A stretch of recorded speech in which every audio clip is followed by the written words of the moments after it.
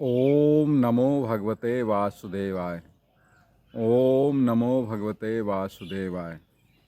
श्रीमद् भगवद गीता के दूसरे अध्याय का 26वां श्लोक है। ना बुद्धि भेदम जनयेत ज्ञानाम कर्म संगिनाम जोश एत कर्माणि विद्वान इक्तो समाचरेन्। अर्थात विद्वान व्यक्ति को चाहिए कि वह सकाम कर्मों में आसक्त अज्ञानी पुरुषों को कर्म करने से रोके नहीं, ताकि उनके मन विचलित ना हों, अपितु भक्ति भाव से कर्म करते हुए वह उन्हें सभी प्रकार के कार्यों में लगाए। ये तो मित्रों हो गया इसका अर्थ। अब इसकी व्याख्या सुनिए। व्याख्या कहती है, महापुरुषों का दायित्व अति महत्वपूर्ण होता है, क्योंकि सामान्य जन उनका अनुसरण करते हैं।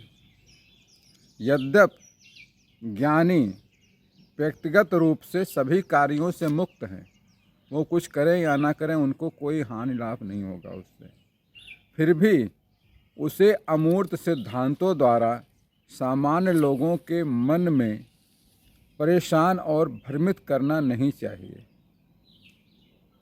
उसे अपने निजी जीवन से उदाहरण स्थापित करना चाहिए। उसे अर्थात जो सिद्ध पुरुष हैं उनको अपने निजी जीवन से एक उदाहरण स्थापित करना चाहिए, जिससे लोग कर्मयोग को समझ सकें।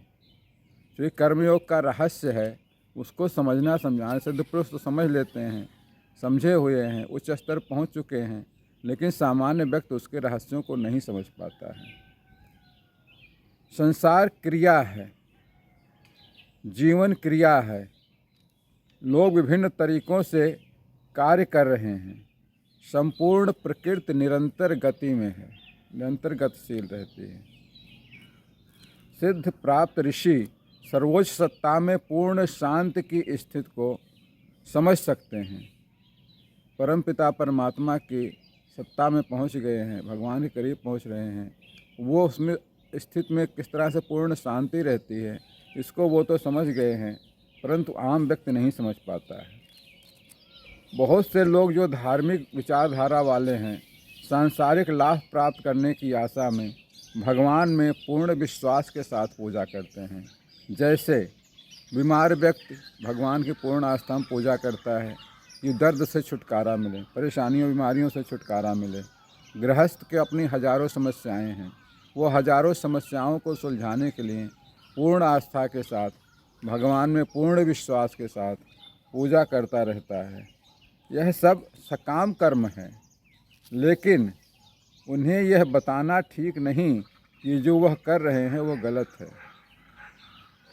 ऐसा कभी नहीं कहना चाहिए। इसीलिए भगवान कृष्ण कहते हैं कि बुद्धिमान व्यक्ति को सावधान रहना चाहिए कि उसकी शिक्षा प्रकृति और मानव स्वभाव के विषय के विपरीत ना हो, बल्कि बुद्धिमान पुरुष आत्मा में स्थित होकर समत्व भाव से कार्य करे और अपनी वैराग्य, पवित्रता तथा शांति से सभी को मार्ग दिखाए।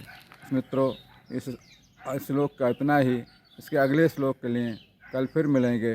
तब तक के लिए श्री कृष्ण शरणम मम। श्री कृष्ण शरणम मम।